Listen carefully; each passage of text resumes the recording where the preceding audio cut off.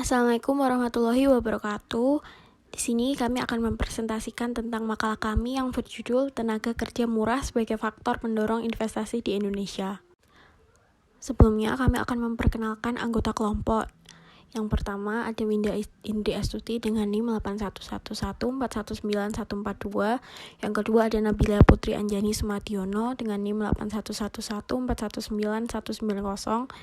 Yang ketiga ada Brilian Putri Haryu Lestari dengan NIM 81114194111. Pembahasan ini akan terdapat 4 pokok bahasan, yaitu pertama adalah latar belakang, kedua mengenai pokok bahasan pertama yaitu faktor-faktor pendorong investasi, ketiga mengenai pokok bahasan kedua yaitu analisis tenaga kerja murah sebagai faktor pendorong investasi, dan yang terakhir adalah kesimpulan. Pada bagian latar belakang akan membahas mengenai yang pertama adalah perlunya investasi pada sebuah negara, yang kedua faktor-faktor yang mendorong investor untuk menginvestasikan atau menanamkan modalnya pada suatu negara, dan yang ketiga adalah tenaga kerja sebagai salah satu faktor pendorong investasi pada suatu negara. Latar belakang yang pertama mengenai perlunya suatu investasi bagi sebuah negara adalah karena investasi memiliki peranan penting bagi pertumbuhan perekonomian nasional.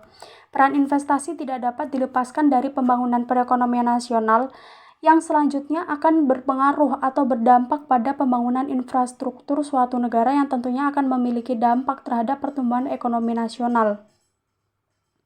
Harapannya adalah investasi mampu untuk berperan penting dalam pertumbuhan ekonomi. Peran pentingnya dalam pembangunan ekonomi yaitu dalam hal permodalan untuk meningkatkan produksi hingga penciptaan lapangan kerja.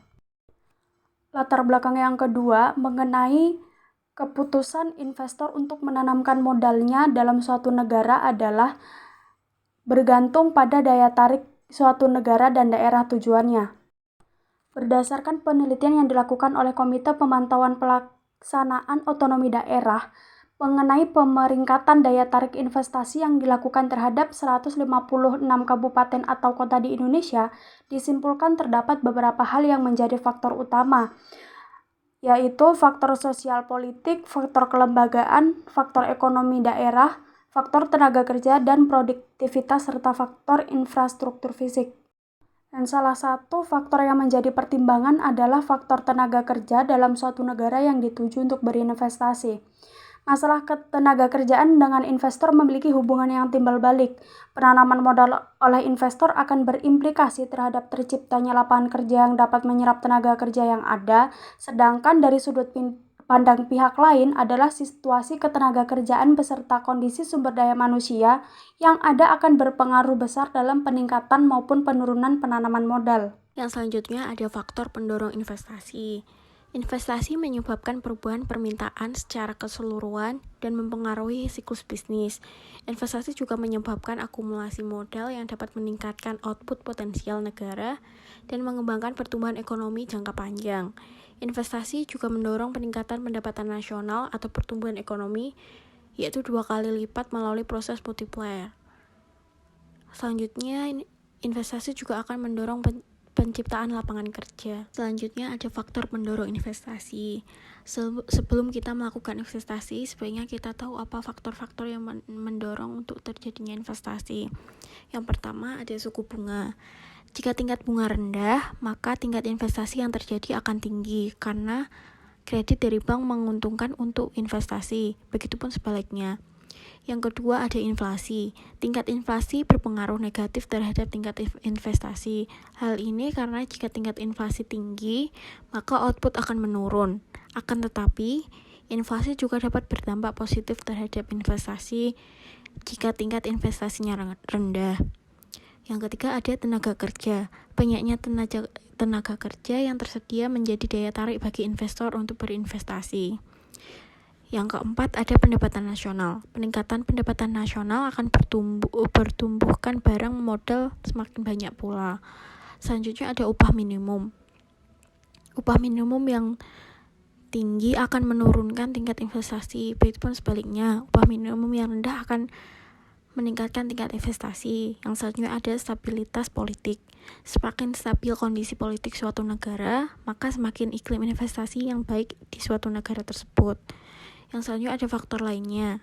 Faktor lain dalam investasi juga cukup berpengaruh oleh faktor-faktor seperti tingkat kemajuan teknologi, perakiraan tentang keadaan ekonomi masa depan di perubahannya, dan juga infrastruktur fisik maupun non-fisik seperti perlunya jalan, perlunya sarana prasarana, dan lingkungan sekitar yang baik. Indonesia merupakan salah satu negara yang memiliki tenaga kerja murah yang melimpah dan bisa dibayar murah. Karena daya tarik tersebutlah banyak perusahaan-perusahaan dari luar negeri yang sangat menginginkan biaya produksi yang besar untuk menghasilkan barang-barangnya, akan tetapi untuk membayar biaya tenaga kerja yang murah. Seringkali hal itu menjadi senjata bagi Indonesia untuk menawarkan diri mereka terhadap pasar internasional. Akan tetapi, apakah itu merupakan suatu hal yang baik dan bisa menjadi hal yang positif? Tentu saja banyaknya hal-hal negatif yang sangat bisa dilakukan dalam transaksi tersebut. Karena investasi di negara-negara tenaga kerja murah cenderung ditujukan untuk mengurangi produksi dan khususnya biaya tenaga kerja melalui fragmentasi geografis dari rantai produksi. Vertikal investasi di ekonomi besar dan maju biasanya bertujuan untuk pasar melalui duplikasi parsial dari kegiatan yang dilakukan di rumah. Efek pada aktivitas rumah juga terjadi melalui saluran yang berbeda, perubahan faktor gunakan untuk investasi vertikal dan efek skala untuk yang horizontal di dalam biaya, market, dan juga keuntungan. Wujud ketidakseimbangan antara investor asing dan pekerja Indonesia dalam peraturan perundang-undangan penanaman modal. Kita semua tahu bahwa investor asing yang membawa modal mereka ke Indonesia merupakan suatu kemajuan untuk ekonomi Indonesia dan juga untuk membuka lapangan pekerja bagi warga negara Indonesia yang memang jumlahnya sama banyak. Dan Indonesia sendiri pun sangat memerlukan investasi asing untuk menumbuhkan perekonomian, sehingga Indonesia pun harus turut menciptakan iklim-iklim yang kondusif dan baik sehingga para investasi asing senang dan melanjutkan kegiatan investasi mereka di Indonesia. Akan tetapi, banyaknya masalah dan komplain yang dilakukan oleh investor asing, yaitu peraturan yang terbelit-belit untuk memasuki lahan iklim investasi di Indonesia.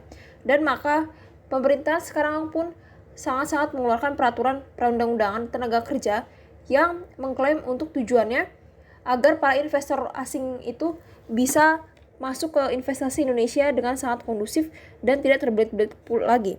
Di sini sebenarnya adanya ketidakseimbangan antara investor asing dan pekerja Indonesia, di mana Indonesia ingin sekali menstimulasi peran investor asing untuk menanamkan modalnya di dalam negeri. Namun dalam waktu yang bersamaan, pemerintah Indonesia juga diharapkan untuk melindungi hak-hak tenaga kerja. Investor asing juga memiliki tujuan untuk menciptakan keuntungan, cenderung menekan biaya produksi dengan cara menanamkan modal di negara yang memiliki ketersediaan bahan baku dengan harga rendah serta menetapkan standar rendah terhadap pemenuhan hak kerja. Sementara itu, tenaga kerja menginginkan pemenuhan hak untuk mencukupi kebutuhan dasar mereka. Dua kepentingan yang berbeda menempatkan pemerintah sebagai pembuat kebijakan untuk berhati-hati dalam mengatur hak dan kewajiban kedua belah pihak.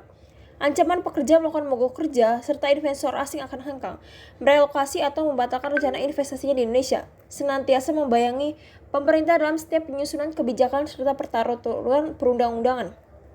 Meskipun konsep keseimbangan telah diusahakan oleh pemerintah, namun keadaan yang sama dinilai sebagai suatu konsep yang utopis. Apa itu utopis?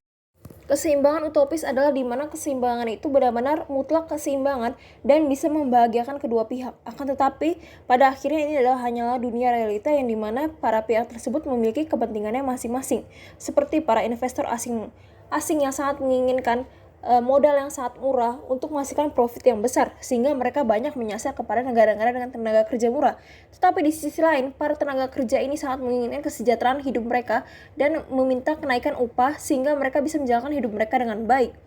Jadi, benar-benar di sini banyaknya kepentingan yang sangat berseberangan dan tidak hanya sekadar bersifat keseimbangan di dalam tanda petik atau bersifat utopis. Dan juga di sini pemerintah yang sebagai pihak ketiga harus bersikeras untuk menetapkan win-win solution, di mana win-win solution ini bisa menjadi para pihak dari tenaga kerja pun merasa tenang dan para pihak investor asing bisa merasa senang juga.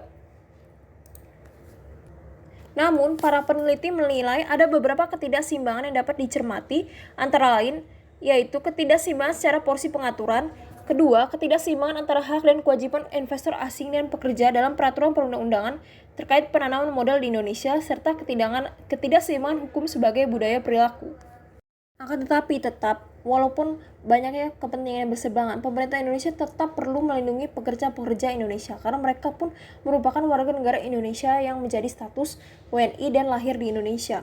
Dan di dalam pasal UUD 1945 ayat 28D telah mengatur setiap orang yang bekerja mendapatkan imbalan yang adil dan perlakuan yang baik dan yang bersifat adil tidak hanya pengusaha, tetapi dari pemerintah juga. Jadi di sini pemerintah pun harus bersikap adil dari segi peraturan perundang-undangan yang mereka buat dan hak-hak yang harus didapatkan dari para pekerja. Hak memperoleh perlakuan sama tanpa diskriminasi oleh suku, agama, ras, di mana dalam bekerja pun tidak boleh memandang asal-usul background-nya.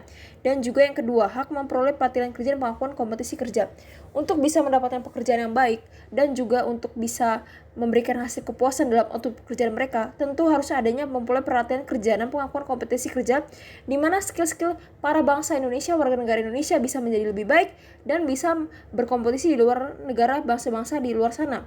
Hak mendapatkan perlindungan, di mana para pekerja pun bisa juga mendapatkan suatunya musibah ataupun di mana posisi mereka bisa menjadi sangat bahaya, di mana Indonesia di sini harus sigap untuk memberikan perlindungan kepada para pekerja Indonesia di dalam negeri atau di luar negeri.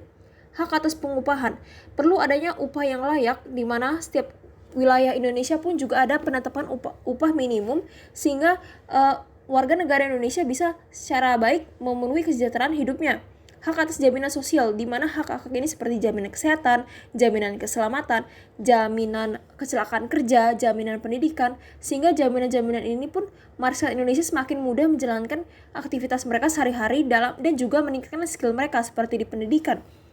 Karena pendidikan pun merupakan suatu hal yang sangat-sangat diperlukan untuk setiap masyarakat atau setiap warga negara Indonesia, sehingga mereka pun bisa memperoleh kehidupan yang layak. Investasi asing oleh investor asing di Indonesia merupakan suatu hal yang sangat baik untuk kehidupan negara Indonesia ini untuk mensejahterakan ekonominya dan meningkatkan status kesejahteraan masyarakat. Dan juga Indonesia pun bisa menawarkan tenaga kerja yang bisa sangat murah untuk para investor asing di sana, karena memang di sini tenaga kerja yang banyak dan memang dibayar dengan harga murah. Akan tetapi tidak semuanya hal itu bersifat positif, ada juga hal negatif di mana yang bumerang itu bisa menjadi kepada tenaga pekerja Indonesia sendiri, di mana nanti akan ada banyak oknum investor asing yang bersenama semena-mena dan tidak membayar upah sebagaimananya. Lalu dan juga banyaknya tabrakan kepentingan antara pemerintah dan juga antara investor asing dan juga para pekerja Indonesia, di mana satu sisi untuk mendapatkan profit yang banyak, di mana satu sisi lagi untuk bisa mensejahterakan kehidupan mereka dan keluarga mereka. Di sini pemerintah harus bisa menerapkan sifat keseimbangan dan win-win solution kepada pemerintahan, kepada pengusaha asing ini dan juga kepada pekerja Indonesia, dan juga di mana pemerintah wajib untuk mensejahterakan dan melindungi para pekerja Indonesia. Maka demikianlah presentasi yang dilakukan dari kelompok kami. Selebihnya, terima kasih.